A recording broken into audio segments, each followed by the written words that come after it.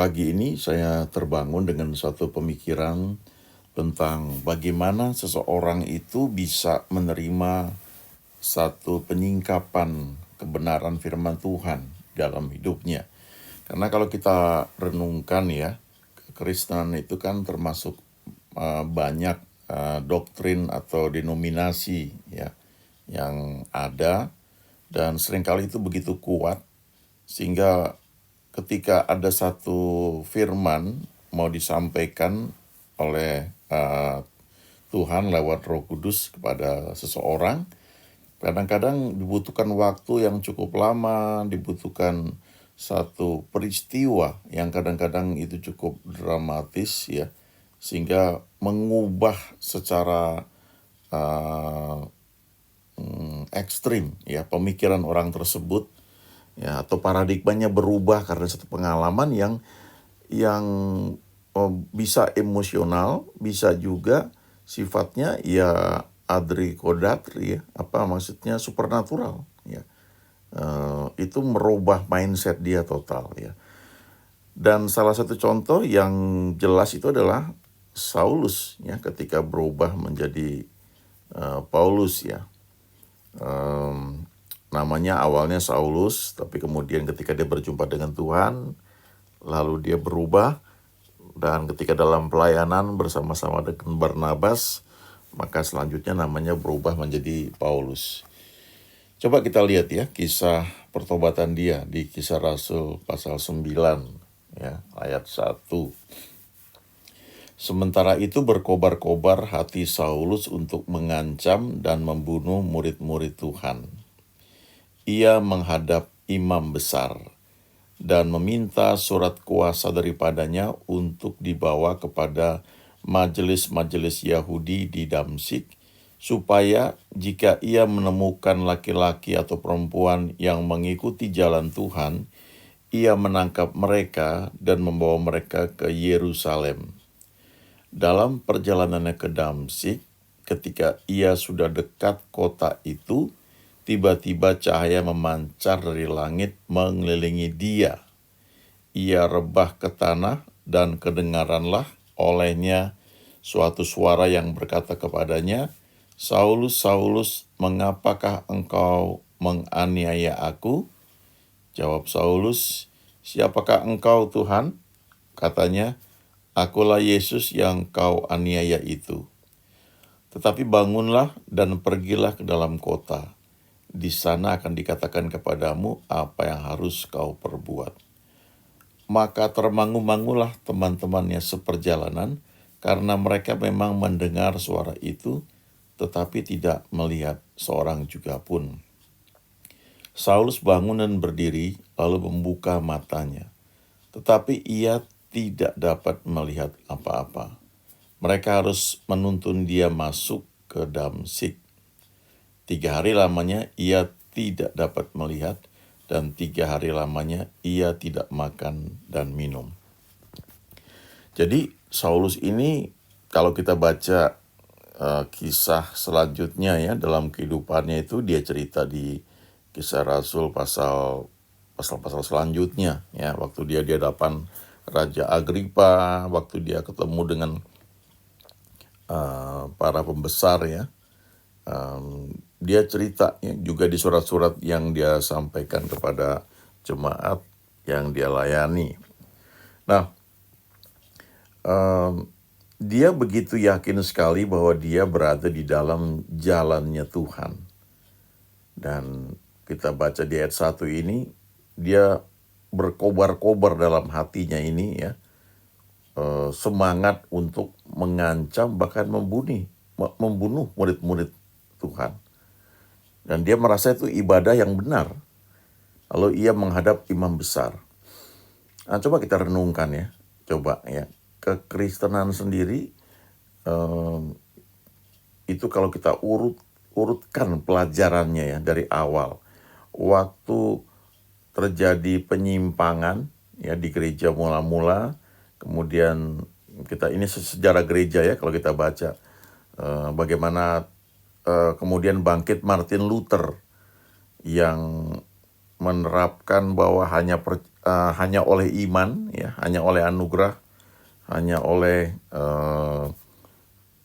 firman, ya, manusia itu diselamatkan, ya, bukan karena perbuatan baik, bukan karena uh, penjualan, membeli surat pengampunan dosa, ya, itu sejarah gereja, ya. Nah, bayangkan ketika itu Martin Luther ketika dia menyampaikan kebenaran tersebut, dia mengalami seperti jemaat mula-mula, ya. Bagaimana para petinggi gereja saat itu seperti Saulus mengancam untuk tidak hanya menangkap tapi membunuh dia, ya. Sehingga saya tidak baca detail ceritanya, kalau nggak salah dia lari kemana, ya. Tapi setelah itu kan entah berapa lama timbul hal kebenaran baru yang dibukakan lagi, ya. Dan selalu ketika muncul sesuatu yang baru itu, yang lama ini akan menganiaya, ya. Mungkin nggak separah dulu, nggak separah seperti Saulus ini, ya, mengancam dan membunuh, ya, murid-murid Tuhan, ya. Tapi dalam bentuk lain, ya, karena dianggap itu sesat, ya. Kalau beberapa puluh tahun yang lalu, yang paling jelas lah misalnya ketika munculnya gerakan yang disebut karismatik, ya. Di situ ada bahasa roh, ada nubuat, penglihatan. Itu ramai juga, ya. Pada masa itu salah satu ciri, ya, beberapa ciri lah yang dilihat dalam kebaktian. Kalau orang karismatik itu akan tepuk tangan, ya, waktu nyanyi, lalu mengangkat tangan, ya. Dan akhirnya kalau di kebaktian, kalau di gereja ya jelas, ya, beda, ya. Gereja tertentu kan nggak ada tepuk tangan, nggak ada angkat tangan. Tapi kalau misalnya di kebaktian di kampus, ya, itu begitu lihat, wah ini orang ini tepuk tangan, waktu karismatik gitu, ya. Langsung dibuat batas, ya, atau dijauhi. Nah, itu terjadi berulang kali, ya. Sekarang sudah nggak aneh, ya, orang tepuk tangan, mengangkat tangan. Tapi kemudian ada lagi yang lain, ya. Kalau dulu ada pelepasan misalnya, ada manifestasi, ada orang bisa tumbang dan sebagainya. Nah, lalu belakangan soal pengertian, ya, kadang-kadang soal doktrin, ya. Ada cukup ramai juga tentang misalnya timbul yang disebut Injil kemakmuran, ya. Wah, ini ngomongin uang, ini Injil kemakmuran gitu, misalnya kayak begitu. Tanpa orang itu mungkin berusaha untuk belajar betul nggak itu, ya. Lalu macam-macam, ya bentuknya yang lain. Tapi poinnya adalah begini, ketika satu kebenaran itu mulai dibukakan, maka orang-orang yang Tuhan pakai untuk menyatakan kebenaran tersebut akan mengalami aniaya. Ya, persis seperti dikatakan perumpamaan tentang seorang penabur. Ketika benih itu jatuh di tengah semak duri, maka kekhawatiran dan tipu daya kekayaan menghimpit firman itu sehingga tidak berbuah, ya. Nah, itu bisa tipu daya kekayaan, itu artinya ketakutan, ya, akan disingkirkan dari teman-teman atau dari pelayanan, dari gereja. Dan itu bisa menyangkut banyak hal, ya. Kalau sudah terpisah begitu kan, menyangkut hubungan, menyangkut kepercayaan dan sebagainya. Coba kita teruskan lagi nih, ya, ayat 10. Di Damsik ada seorang murid Tuhan bernama Ananias. Firman Tuhan kepadanya dalam satu penglihatan, "Ananias," jawabnya, "Ini aku Tuhan." Firman Tuhan, "Mari pergilah ke jalan yang bernama Jalan Lurus dan carilah di rumah Yudas seorang dari Tarsus yang bernama Saulus. Ia sekarang berdoa." Dan dalam satu penglihatan ia melihat bahwa seorang yang bernama Ananias masuk ke dalam dan menumpangkan tangannya ke atasnya supaya ia dapat melihat lagi. Jawab Ananias, "Tuhan, dari banyak orang telah kudengar tentang orang itu, betapa banyaknya kejahatan yang dilakukannya terhadap orang-orang kudus-Mu di Yerusalem." Dan ia datang kemari dengan kuasa penuh dari imam-imam kepala untuk menangkap semua orang yang memanggil namamu. Tetapi firman Tuhan kepadanya, pergilah, sebab orang ini adalah alat pilihan bagiku untuk memberitakan namaku kepada bangsa-bangsa lain, serta raja-raja dan orang-orang Israel. Aku sendiri akan menunjukkan kepadanya betapa banyak penderitaan yang harus ia tanggung oleh karena namaku. Lalu pergilah Ananias ke situ dan masuk ke rumah itu. Ia menumpangkan tangannya ke atas Saulus, katanya, Saulus saudaraku, Tuhan Yesus yang telah menampakkan diri kepadamu di jalan yang engkau lalui, telah menyuruh aku kepadamu, supaya engkau dapat melihat lagi dan penuh dengan Roh Kudus. Dan seketika itu juga seolah-olah selaput gugur dari matanya, sehingga ia dapat melihat lagi. Ia bangun lalu dibaptis. Nah, ini juga satu hal yang luar biasa ya, kita bisa belajar dari orang yang namanya Ananias ya. Ananias ini tahu bahwa Saulus ini adalah penganiaya jemaat Tuhan ya, atau umat Tuhan. Karena dia katakan di ayat 13 itu, dari banyak orang telah kudengar tentang orang ini, ya, tentang Saulus. Betapa banyaknya kejahatan yang dilakukan terhadap orang-orang kudus yang ada di Yerusalem. Ya. Bahkan dia hadir waktu Stefanus dibunuh. Padahal dia orang Farisi, ya, ahli Taurat, dan kalau kita baca bagaimana dia bersaksi, dia disunat pada hari ke-8, dan dia pokoknya orang yang sempurna lah dalam pandangan orang-orang Farisi saat itu. Ya. Begitu ketatnya dia mengikuti semua ajaran yang disampaikan kepada dia. Ya. Lalu Ananias juga bilang bahwa Saulus ini datang ke Damsik dengan kuasa penuh dari imam-imam kepala untuk menangkap semua orang yang memanggil nama Yesus. Tapi coba lihat ayat 15. Tetapi firman Tuhan kepadanya, pergilah, sebab orang ini adalah alat pilihan bagiku untuk memberitakan namaku kepada bangsa-bangsa lain, serta raja-raja dan orang-orang Israel. Jadi Ananias ini membangun hubungan dengan Tuhan begitu rupa, sehingga dia bisa menangkap suara Tuhan, dan dia bisa melakukan apa yang dia dengar dari Tuhan itu untuk dilaksanakan, sementara otaknya bilang, gak mungkin ya, ini orang penjahat ini.